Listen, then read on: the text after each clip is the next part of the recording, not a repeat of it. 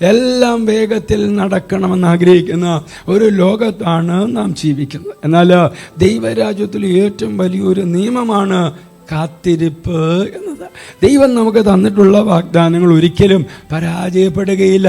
എന്നാൽ അത് നമ്മുടെ സമയത്തല്ല, ദൈവത്തിൻ്റെ കൃത്യമായ സമയത്താണ് വെളിപ്പെടുന്നത്. ആ സമയം വരെ ദൈവത്തിൽ വിശ്വസിച്ച് കാത്തിരിക്കാൻ നാം തയ്യാറായിരിക്കണം. ദൈവത്തിന് ഇപ്രകാരം പറയുന്നു, യഹോവയ്ക്കായി കാത്തിരിക്കുന്നവരോ ശക്തിയെ പുതുക്കും, അവർ കഴുകന്മാരെ പോലെ ചിറകടിച്ചുയരും, അവർ തളർന്നു പോകാതെ ഓടുകയും ക്ഷീണിച്ചു പോകാതെ നടക്കുകയും ചെയ്യും. യെശയ്യാവിൻ്റെ പുസ്തകം 40-ാമത്തെ അധ്യായം 31-ാമത്തെ വാക്യം. ബൈബിളിലെ നോഹയുടെ ജീവിതം ഇതിന് വലിയ ഒരു ഉദാഹരണമാണ്.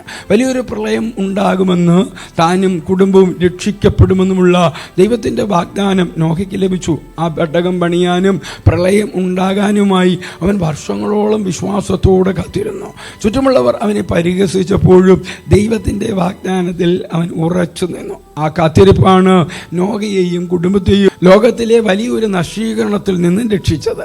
ദൈവത്തിൻ്റെ കാത്തിരിപ്പ് സമയം എന്നത് അനുഗ്രഹം നിഷേധിക്കലല്ല, മറിച്ച് ആ അനുഗ്രഹം സ്വീകരിക്കാൻ നിങ്ങളെ യോഗ്യനാക്കാനുള്ള പണിപ്പുരയാണ്. കാത്തിരിക്കാൻ തയ്യാറുള്ളവന് മാത്രമേ ദൈവത്തിൻ്റെ അത്ഭുതങ്ങളെ പൂർണ്ണമായും അനുഭവിക്കാൻ കഴിയൂ.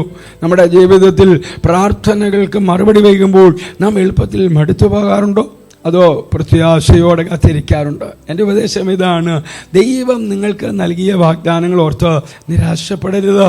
മനുഷ്യർ വാക്ക് മാറിയാലും ദൈവം വിശ്വസ്തനാണ്. നിങ്ങളുടെ കാത്തിരിപ്പിൻ്റെ സമയങ്ങളിൽ പ്രാർത്ഥനയിലും വചനത്തിലും കൂടുതൽ ദൃഢപ്പെടുക. അവിടുത്തെ സമയം ഏറ്റവും മനോഹരമാണ്. ദൈവത്തിനായി കാത്തിരിക്കുക. കർത്താവ് തൻ്റെ വാഗ്ദാനം നിങ്ങളുടെ ജീവിതത്തിൽ അന്വർത്ഥമാക്കും. ക്രിസ്തുയേശുവിലൂടെ നിത്യതയ്ക്ക് ഉതകുന്ന ഒരു നല്ല ദിവസം ആശംസിക്കും.